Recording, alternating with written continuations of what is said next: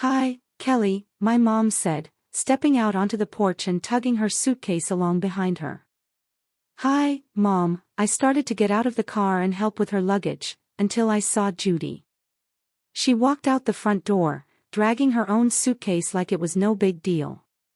My smile vanished in an instant. Wait, what's going on? I asked, trying to keep my voice from shaking. Mom turned toward me with this overly bright smile that immediately felt wrong. Oh, Kelly, we decided that Judy should take the trip instead of you. She's been under a lot of pressure lately, and we think this break would do her good. Instead of me. My chest tightened. Mom. I know, sweetheart, she said with a wave of her hand, like I'd just reminded her of something minor. But you're always so busy, working yourself to the bone. You can always plan another trip. Judy really needs this one. Judy didn't even pretend to look guilty. She just tilted her hip and smiled, that smug little expression I've known since we were kids. Thanks for being so cool about this, sis, she said, like her gratitude came pre-packaged in sarcasm. I looked between them, my heart pounding so hard I could feel it in my throat. Then my dad came out, dragging his suitcase and avoiding my eyes like a coward. He handed it to me without a word. This is unreal, I said, my voice trembling. This trip was supposed to be ours, something I planned just for us. Mom's voice was soft but firm. And it still is. Just with Judy. She gave me another one of those cheerful, clueless smiles. Please don't make this into a thing, Kelly. Your sister needs a little joy in her life right now. Let me back up for a second. My name's Kelly, and for the last 2 years, I've worked extra shifts, skipped holidays, and saved every single dollar I could just to surprise my parents with a dream vacation. Flights, hotels, tours. I handled every single detail. Every dinner reservation, every museum ticket. And now here I was, standing in the same driveway I used to ride my bike in, watching my sister climb into the back seat of my own car like she owned it. That's when it hit me. No matter how hard I tried, no matter what I did for them, in their eyes, Judy would always be the priority. I felt my jaw clench. A dozen sharp, biting replies raced through my mind. But instead of speaking, I swallowed them and managed a cold, thin smile. All right, I said, my voice flat. Let's hit the road. If they wanted her to come first, fine. She could have the trip. But I wasn't about to let them enjoy it on my dime. The ride to the airport was painfully silent, except for Judy's constant stream of chatter. Oh my God, Mom, she said, practically bouncing in her seat. Did you see video about Madrid? I'm dying to go shopping there. Do you think we'll have time between the tours? My fingers tightened around the steering wheel as I kept my eyes locked on the road. Mom chuckled, as if nothing was wrong. Of course we'll find time, honey. We'll just see how things go once we arrive. Once we arrive. Not we, as in me. Just them. I didn't even register anymore.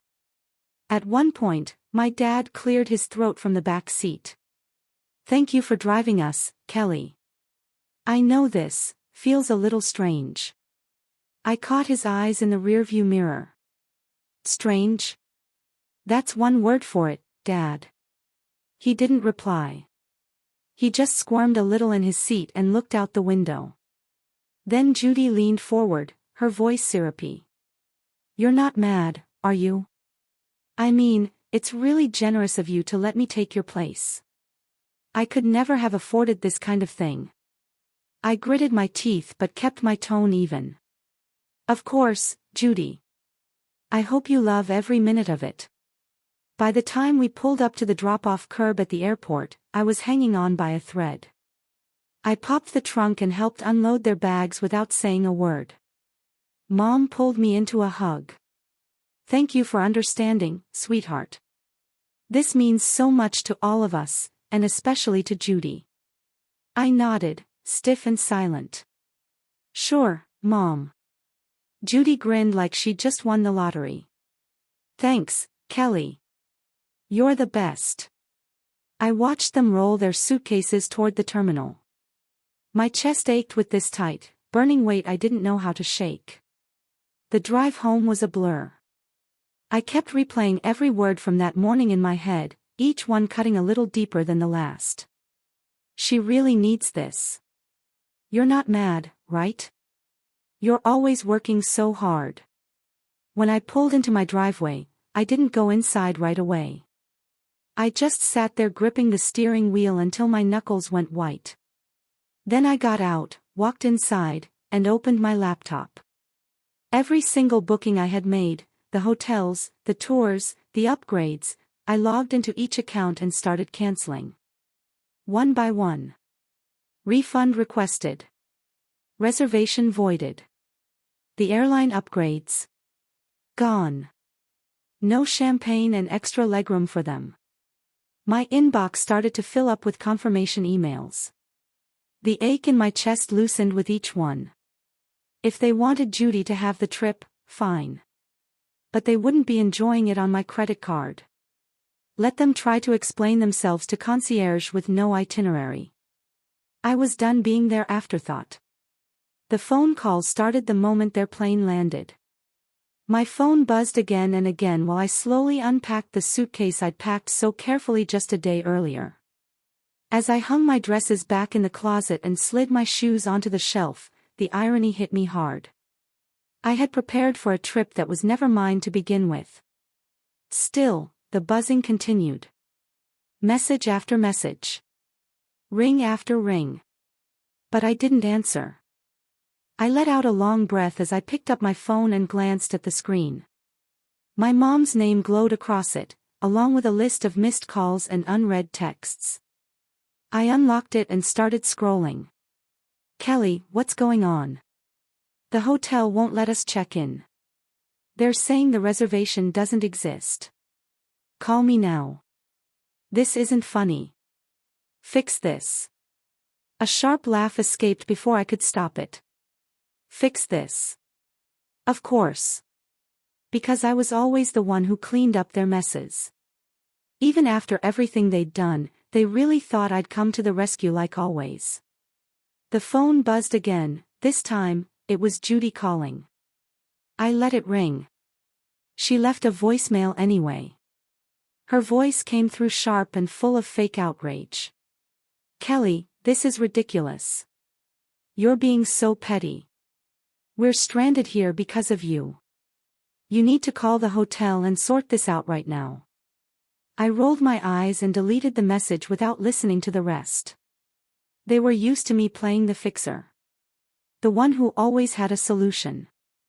The one who stayed quiet and kept things running smoothly, no matter how unfair it all was. Well, not anymore. Eventually, I picked up a call, mostly to stop the endless buzzing. The moment I answered, my mom's voice crashed through the line like a tidal wave. "Kelly. What did you do?" She didn't wait for a hello. Just launched right in. "The hotel says everything's been cancelled. The tours, the reservations, gone." I let her rant, then answered calmly. "I cancelled them." There was a long pause, stunned, heavy silence, before she hissed through the phone. "Why would you do that?" I let the sarcasm drip from my voice. "Oh, I don't know. Maybe because you chose Judy to take my place on the trip." I paused. "You're lucky I even drove you to the airport." "We thought you'd understand," she snapped.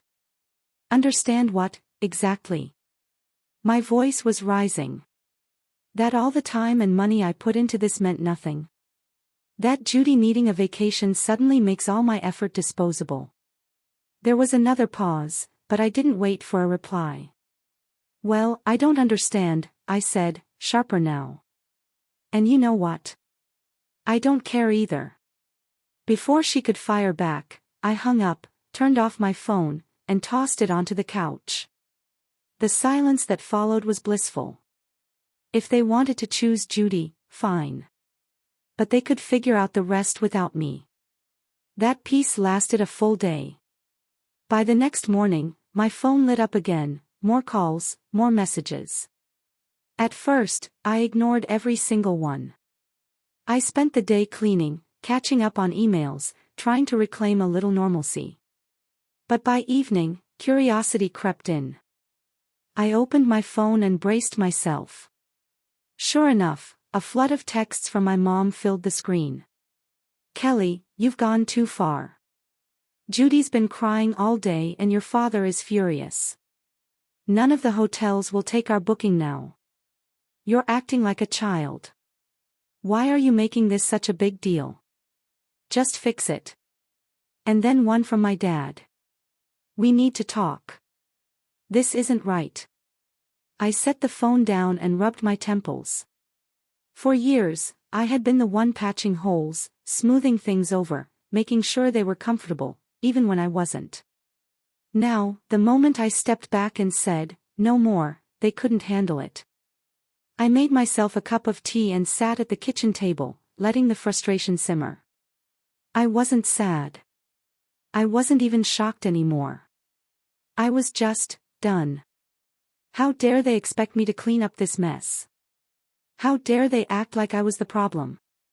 A few minutes later, the phone rang again, and this time, I picked up. "Kelly," my mom snapped before I could even say hello. "This isn't a joke anymore. We're stuck, and it's humiliating." I took a slow sip of tea before replying. "Embarrassing? You think this is embarrassing?" I let out a quiet breath, trying to keep my voice level. "Try saving. Planning every single detail. Only to be told you're not even coming on the trip you paid for. Stop being dramatic," she barked. "Judy needed this more than you did."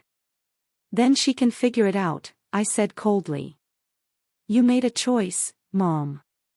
You picked her. But don't expect me to foot the bill for it. We're family," she hissed. "We don't do this to each other." I laughed. Not a funny laugh. A bitter, "I've finally had enough" kind of laugh. Funny. I was thinking the same thing. From the background, I heard Judy's voice whining, "Mom, just hang up. She's being impossible." And that was it. That was the last straw. "Enjoy your trip," I said, my voice like ice. "Oh wait, you can't. Because it's not your trip. It was mine. And now it belongs to no one." I hung up before she could say anything and turned off my phone again. For the rest of the evening, I didn't check it once. What followed was a strange mix of emotions. Anger, yes. But also relief. A deep, satisfying relief. They could call me dramatic all they wanted. For the first time in my life, I wasn't letting them take advantage of me. The next few days were peaceful in a way I hadn't felt in years. With my phone off, the noise of their demands faded into silence. Each morning, I sat out on the porch with my coffee, finally able to breathe without their expectations pressing down on me. Afternoons were for work, for cleaning, for finishing all those little projects I'd been meaning to get to. It reminded me of something I'd forgotten, how capable I was when I wasn't being pulled in every direction. Curiosity got the better of me again. I powered on my phone. 16 new voicemails. The first few were from my mom, and with each one, her voice grew more frantic, more emotional. "Kelly, you need to call me back right now," my mother's voice rang through the first voicemail, sharp and frantic. "This has gone too far. I can't believe you'd do this to us. You've humiliated your own family. We're your parents. How could you treat us like this?" Then came Judy's messages, full of the same arrogant, bratty tone she'd used since we were teenagers. "This is so petty, even for you," she spat. "You're ruining everything. Just fix it, Kelly." And finally, my dad's voice. Quieter, more restrained, but just as loaded with disappointment. "Kelly, he said slowly, I don't know what's gotten into you lately. Call us back, please. Let's talk this through. I hovered my thumb over the last voicemail before pressing play. It was longer than the others, my mom again, but this time her voice was low and tired, edged with frustration. We're back at the airport, she said. The whole trip is ruined. I hope you're satisfied. She paused, then continued, the guilt thick in her words. Your sister's in tears, and your father and I are. Disappointed doesn't even cover it. Call us when you're ready. I didn't call. I didn't even think about replying. Instead, I deleted every voicemail without hesitation. Because I wasn't ready to talk. I wasn't sure I ever would be. This wasn't just one bad choice. This wasn't some isolated incident I could overlook. It was the final straw after years, of them putting Judy ahead of me and expecting me to just smile and take it. As the hours passed, I found myself slipping into memories. Not warm, nostalgic ones, but sharp flashes of all the times I'd been dismissed, overlooked, pushed aside. Every Christmas where plans revolved around Judy's schedule. Every dinner where my achievements were barely acknowledged while hers were celebrated like she'd cured cancer. This trip. It wasn't the beginning of anything. It was the end of my patience. That evening, Ashley showed up out of the blue, holding 2 takeout coffees and wearing an expression that could only be described as curious mischief. I heard about the blow-up, she said as she placed the cups on the kitchen table.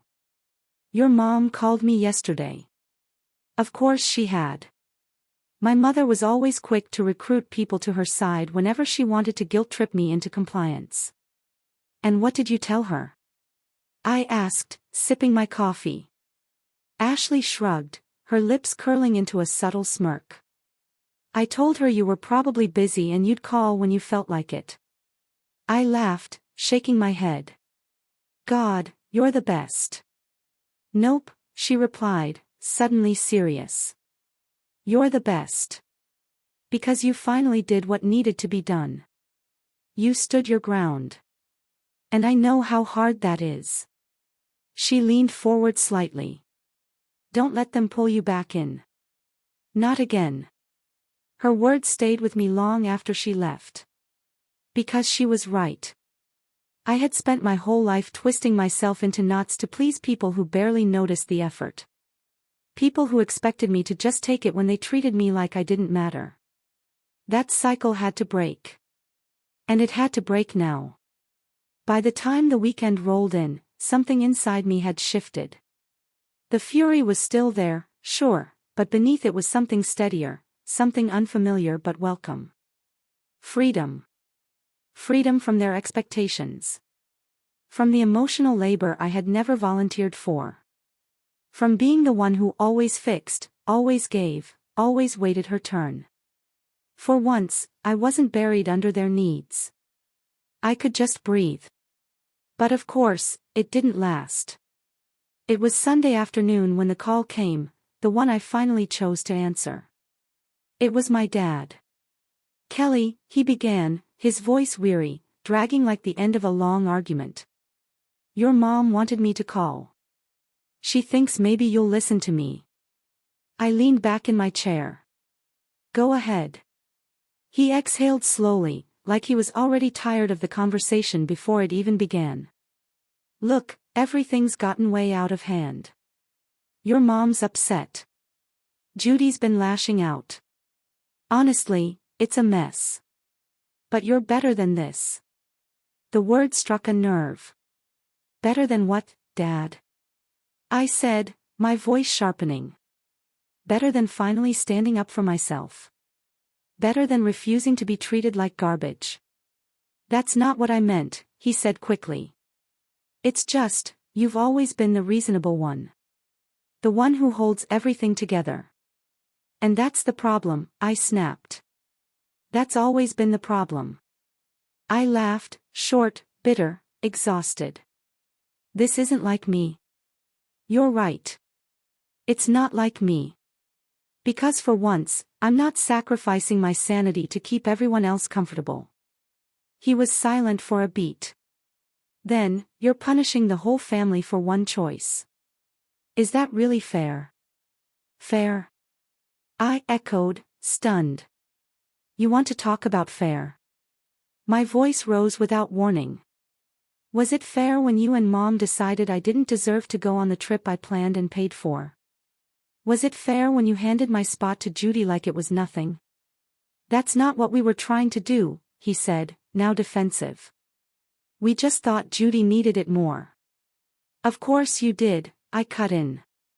You always think she needs more. More attention. More leeway. More of me. And I've been expected to just deal with it.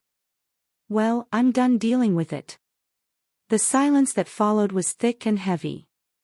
I could hear his breath on the other end, but no words came. Finally, he muttered, I don't know what you want me to say. I don't need you to say anything, I said quietly, my voice finally steady. I need you to understand. I'm not going to be the forgotten daughter anymore. From now on, I come first. Kelly. Goodbye, Dad. I ended the call. And then I just sat there, the phone still in my hand, my fingers trembling. The emotions hit all at once, rage, sadness, relief. But underneath it all, I felt something else taking root. Resolve. I wasn't the family's fixer anymore. And I wasn't going to be. They could figure out their mess without me.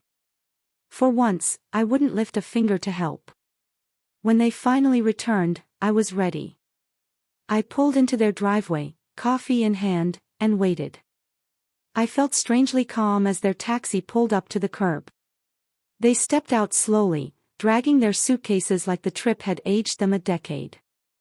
Their faces said it all, drained, bitter, and clearly annoyed. Judy, naturally, was the first to open her mouth. Well, I hope you're happy with yourself, Kelly. Happy about what, exactly?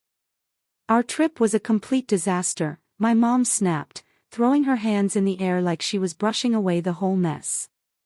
We spent the entire week stuck in cheap, grimy hotels and eating garbage because we couldn't afford anything decent. Oh, and don't even get me started on the tours, Judy added with a scoff, folding her arms across her chest. Actually, never mind. There weren't any.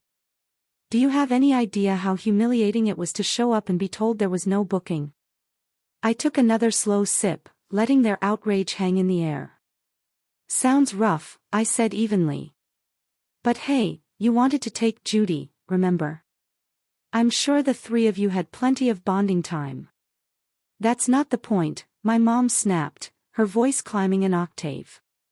You knew we couldn't afford all the things you planned. You set us up to fail. I stood, calmly placing my mug on the little side table next to the swing. No, Mom. I didn't set you up for anything, I said, voice cool but firm. I planned a trip, for all three of us. Something special. You're the ones who cut me out. My dad finally spoke, his tone softer but still loaded with blame. You didn't have to cancel everything, Kelly. That was extreme. Was it? I asked, folding my arms. Why should I have paid for a trip I wasn't even invited on? If Judy needed a getaway so badly, you should have planned something yourselves. Honestly, you're lucky I didn't cancel the flight home. Judy rolled her eyes dramatically. You're being so dramatic. It's just money, Kelly. And you're being so entitled, I snapped, my patience unraveling. Do you even know how much effort went into planning that trip? Or do you just think things magically fall into place because someone else is always handling it for you? The silence that followed was heavy. For once, none of them had anything to say. I've been the responsible one for years, I went on, my voice steady. I'm the one who keeps things together. Who plans the holidays, the birthdays, the dinners. And you? You've spent just as long taking it all for granted. That's not fair, my mom began, but I cut her off with a raised hand. No, Mom. What's not fair is the way you've treated me, like a backup plan. Like I'm only valuable when I'm useful. You made your choice when you picked Judy. So I made mine. I'm done being your doormat. I grabbed my bag from the swing, slinging it over my shoulder. I'm glad you got home safe. But don't expect things to go back to how they were. I'm done. I turned and walked toward my car. Behind me, I could hear them calling my name, a mix of anger and guilt in their voices. But I didn't look back. The drive home felt strangely peaceful. For years, every visit to their house had left me drained, like I was carrying the weight of everyone else's comfort on my back. But not this time. This time, I felt free. I got home, made a cup of tea, and settled into the couch. The confrontation played on a loop in my head, but instead of second-guessing myself, I felt validated. They'd expected me to cave.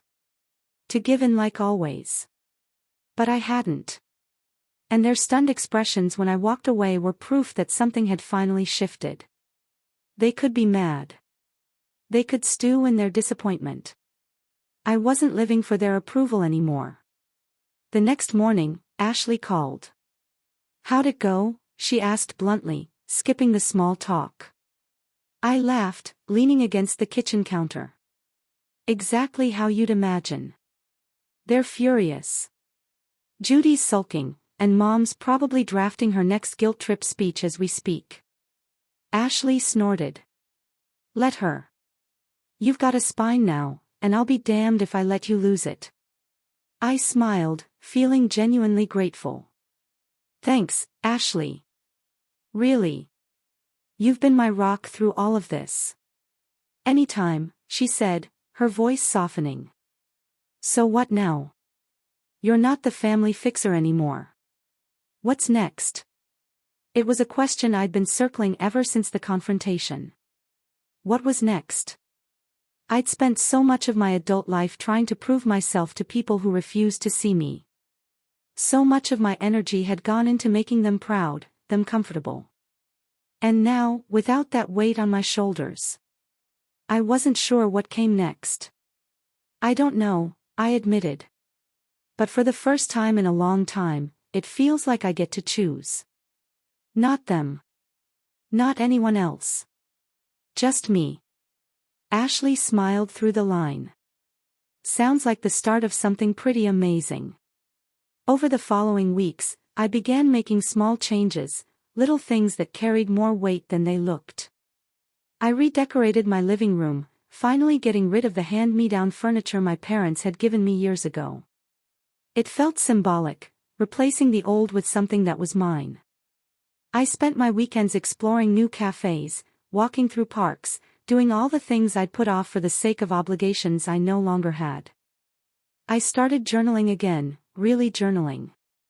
Not censoring myself, not filtering my thoughts through the lens of what others might think or expect. Just me, my pen, and the truth. Each page felt like I was reclaiming pieces of myself I hadn't even realized were missing. One evening, I opened my laptop and stared at the spreadsheet that had once held every detail of the trip I'd planned. The cancelled flights, the unused hotel confirmations, the empty tour slots, it was all still there.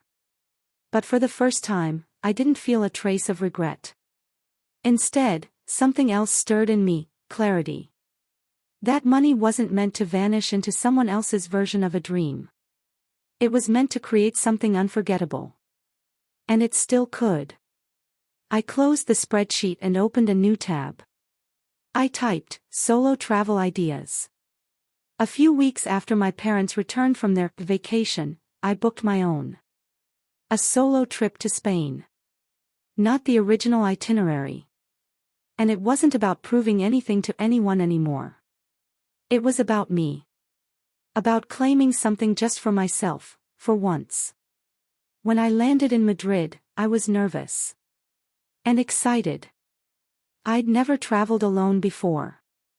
But as I stepped outside the airport and into the swirl of life around me, something inside clicked. I knew I'd made the right decision. My days were spent getting lost on cobblestone streets, standing in awe beneath ancient ruins, and savoring quiet meals at tucked-away cafes. No schedule. No compromises. No one else to consider. Just me, and the beautiful freedom of doing exactly what I wanted. One sunny afternoon, out the journal I'd packed. For years, my dreams had been written down in service of someone else. What would make them proud, what would keep the peace. But now, the list looked different. Travel to 5 more countries. Start my own business. Each new line felt like a promise to myself. Not the life they expected of me, the one I chose. On my last evening, I had dinner at a little family-run restaurant. The sky was painted in soft pinks and fiery oranges as the sun dipped below the horizon. And as I watched it fade, a deep sense of peace settled over me. This wasn't just a trip. It was a reset. All my life, I tried to earn my family's love through sacrifice and obedience.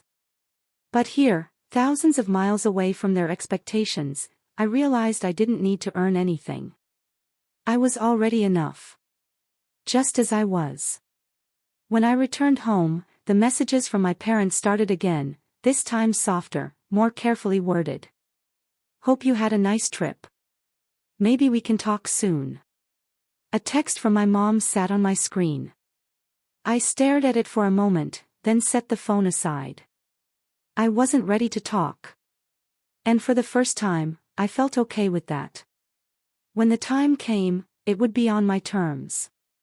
As I unpacked my suitcase, placing tiny souvenirs on the shelf, I felt proud, not just of the places I'd seen, but of who I was becoming. A week later, the phone rang. My mom. I picked up this time. "Hi, Kelly," she said, her voice gentler than I'd heard it in years. "How was your trip?" "It was incredible," I said, keeping my tone neutral. "I'm glad to hear that," she replied. Then there was a pause. "We've been thinking about what happened. Maybe we didn't handle things well." The honesty caught me off guard. But I wasn't ready to let her off easy. "Didn't handle things well," I said, my voice steady. "You replaced me on a trip I planned and paid for, without even telling me." "Poorly is putting it kindly." "I know," she said quietly. "Your dad and we didn't realize how much that would hurt you." "And Judy?" I asked. "Does she feel bad, too?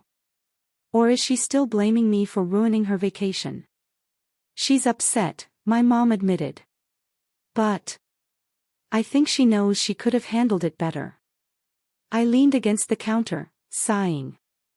"Mom, this wasn't just about that trip. It's about a lifetime of putting her first and expecting me to just deal with it. I'm not doing it anymore." "I understand," she said after a long pause. "We're going to try. We don't want to lose you." Her words touched something tender in me, but I'd learned too much to let guilt take the wheel again. "I'm glad to hear that," I said calmly. "But words aren't enough this time. I need to see it. I need real change, not just promises." "You will," she said. "We'll give you the space you need. But I hope you'll let us back in when you're ready."